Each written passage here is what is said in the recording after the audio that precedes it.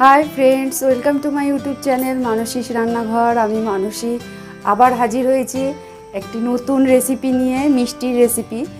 Eighty होच्छे हुगली जेलार प्रसिद्ध एकटी मिष्टि जार नाम मनोहारा। सेई मनोहारा आज आमी आपनादेर सामने करे देखाबो। এই মনোহারা তৈরি করার জন্য আমি এখানে নিয়েছি 1 কেজি দুধ, চিনি, পেস্তা, এলাচ আর দুধটাকে ছানা কাটানোর জন্য আমি ভিনেগার নেব। আমি দুধটা ছানা কাটানোর জন্য এখানে নিয়ে নিচ্ছি ভিনেগার। আমি ভিনেগার এখানে নিচ্ছি 4 চামচ মতন ভিনেগার নেব। আমি যতটা ভিনেগার নেব ঠিক ততটা পরিমাণে জল এর সাথে আমি মেশাবো। এটা দিয়ে আমি ছানাটা কাটাবো। আমি এখানে 1 কেজি দুধ নিয়েছিলাম, সেই দুধটা বসিয়ে দিয়েছি। দুধটা গরম হয়ে গেছে। এটা যখনই ফুটতে শুরু করবে তখনই এটাকে আমি বন্ধ করে দেবো। এটা আমার ফুটতে শুরু করেছে, আমি গ্যাসের ওভেনটা বন্ধ করে দিলাম। এবারে এটাকে সমানে আমার নেড়ে যেতে হবে। এটা একটু ঠান্ডা করে নিয়ে তারপরে আমি এই ভিনেগারের মিশ্রণটা এর মধ্যে দেব। দুধটা নেড়ে আমি কিছুক্ষণ ঠান্ডা করে নিয়েছি। এবার আমি এই ভিনেগারের মিশ্রণটা অল্প অল্প দেবো আর নাড়তে থাকবো। গরম দুধে ছানা কাটালে ছানাটা খুব শক্ত হয়ে যায়, সেটা মিষ্টি তৈরি করার পক্ষে খুব একটা ভালো হয় না। দেখুন আমার ছানাটা, দুধটা ছানা কেটে গেছে। যখন এরকম সবুজ জলটা হয়ে যাবে তখন বুঝবেন যে ছানাটা পুরোপুরি কাটানো হয়ে গেছে। এবার আমি এটা একটা কাপড় বসিয়ে ঢেলে নিলাম। এবার আমি এই ছানাটাকে একটু জল দিয়ে ধুয়ে নেব। এবার আমি এটা কিছুক্ষণ জল ঝরাতে দেবো। আমি যে ছানাটা ঝুলিয়ে রেখেছিলাম, এটা আধ ঘন্টা মতন ঝুলিয়ে রেখেছিলাম। এবার এটাকে আমি খুলে ফেলছি। এবার এই ছানাটাকে আমি ভালো করে মেখে নেব। এটাকে ভালো করে আমি 3-4 মিনিট ধরে মেখে নেবো ছানাটাকে। মাখার সময় এরকম করে হাতের এই জায়গাটা প্রেসার দিয়ে মাখতে হবে। এখানে আমি কড়াইতে 1 চামচ ঘি দিয়ে দিয়েছি। ঘি দিয়ে গরম করে নিয়েছি কড়াইটা। ঘিটা চারপাশে ঘুরিয়ে নিলাম। এবার আমি এতে দিয়ে দেবো ছানার ডোটা, দিয়ে আমি এটাকে নাড়বো। এটা কিন্তু একদম লো ফ্লেমে করতে হবে। একদম কোনো সময়ের জন্য ফ্লেমটাকে বাড়ানো যাবে না, তাহলে কিন্তু ছানাটা আমি পরে পাকাতে পারবো না, একদম ঝুরঝুরে হয়ে যাবে। তো ভালো করে ছানাটাকে ঘিটার সাথে মিশিয়ে ফেলতে হবে। আমি এখানে এবার দিয়ে দিচ্ছি, আমি এটা 2-3 মিনিট নেড়ে নিয়েছি। এরপরে আমি এতে দিয়ে দিচ্ছি চিনি। আমি এখানে দেবো 6 চামচ মতন এখানে আমি চিনি দিয়েছি। চিনি দিয়ে এটাকে আমি ভালো করে মিশিয়ে নেব। গ্যাসের ফ্লেমটা কিন্তু আমরা বাড়াবো না, গ্যাসের ফ্লেমটা একদম লোই থাকবে। এটাকে আমি ভালো করে মিশিয়ে দেবো। এখানে আমি 1/2 চামচ মতন এলাচের গুঁড়ো দিয়ে দিয়েছি। দিয়ে এটাকে ভালো করে নেড়ে নেব। একটু সময় লাগবে ঠিকই, কিন্তু এটা আমরা একদম লো ফ্লেমে এটাকে করব, তাহলে এটা আরও খেতে সুন্দর হয়।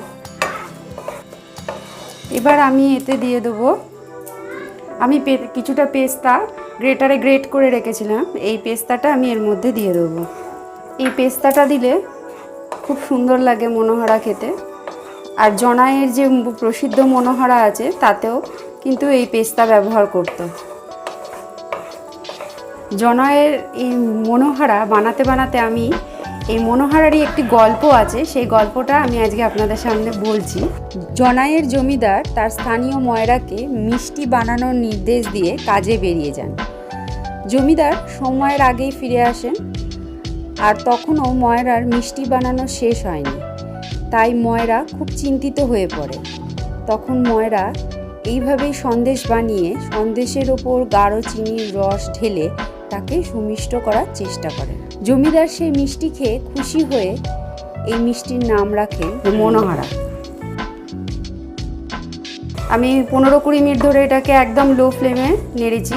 অবশ্যই এটা লো ফ্লেমে নাড়বেন, নাহলেই কিন্তু সেটা একদম ঝুরঝুরে হয়ে যাবে, তখন এটা পাকাতে ভীষণ অসুবিধা হয়।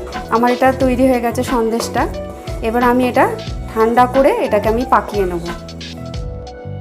এবার আমি এটাকে ভালো করে মেখে নেব, যাতে আমার সন্দেশগুলো পাক দিতে সুবিধা হয়।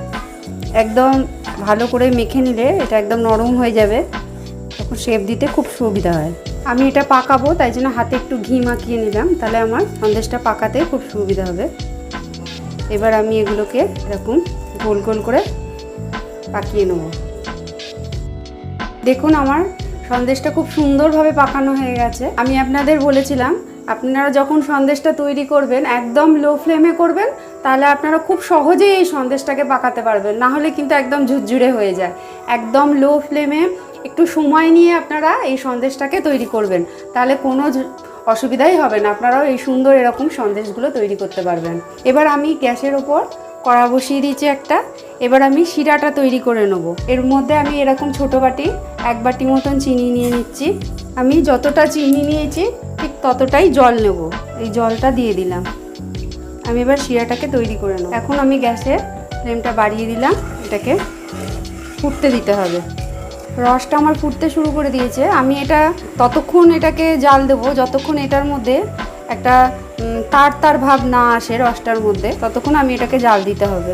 রসটা এরকম ফেনা ফেনা হয়ে যাবে, তখন বুঝতে পারবেন যে রসটা তৈরি হয়ে গেছে। শিরাটা আমার তৈরি হয়ে গেছে। এরকম ফেনা ফেনা হয়ে গেলে তাহলে শিরাটা ঠিক মতন তৈরি হয়েছে। আমি এটা দেখিয়ে দিচ্ছি, এই যে তার মতন হচ্ছে।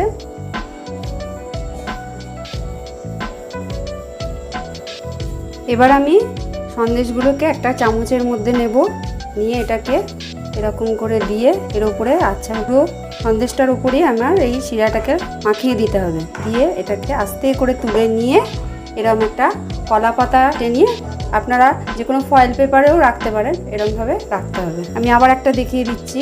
সন্দেশগুলো এরকম চামচের মধ্যে বসাতে হবে, দিয়ে এটা আস্তে করে এখানে বসিয়ে দিয়ে এই রসটা এর উপরে মাখিয়ে নিতে হবে ভালো করে। দিয়ে এটাকে আস্তে করে তুলে এরকম কলা পাতার মধ্যে বসিয়ে দিই। যে কোনো থালায়, স্টিলের থালা বা কোনো থালাতে বসালে এগুলো তুলতে প্রচণ্ড অসুবিধা হয়, ভেঙে যায়। কিন্তু কলা পাতা কিংবা শোলার যে কাগজগুলো থালাগুলো পাওয়া যায় সেগুলোতে বসালে খুব সহজে এগুলো তোলা যায়। এবার এটা একটু সুন্দর করে সাজিয়ে দেওয়ার জন্য আমি এর উপরে একটা করে কিশমিশ দিয়ে দিচ্ছি। রেডি হয়ে গেছে আমার জনাইয়ের মনোহরা। এবার এটা ঠান্ডা হলে আমি আস্তে আস্তে তুলে নেব। এবার আমি একটা আপনাদের তুলে দেখাচ্ছি। দেখেন খুব সহজেই উঠে গেল।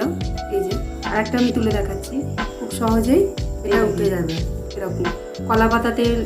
এটা আপনারাও বাড়িতে করুন, আর কেমন লাগলো বলতে ভুলবেন না কমেন্ট বক্সে। ভালো লাগলে লাইক করুন, শেয়ার করুন। আরও নতুন নতুন রান্না শিখতে হলে চ্যানেলটাকে সাবস্ক্রাইব করুন। আরও নতুন নতুন রান্না মিস করতে না চাইলে বেল আইকন প্রেস করুন। Thank you.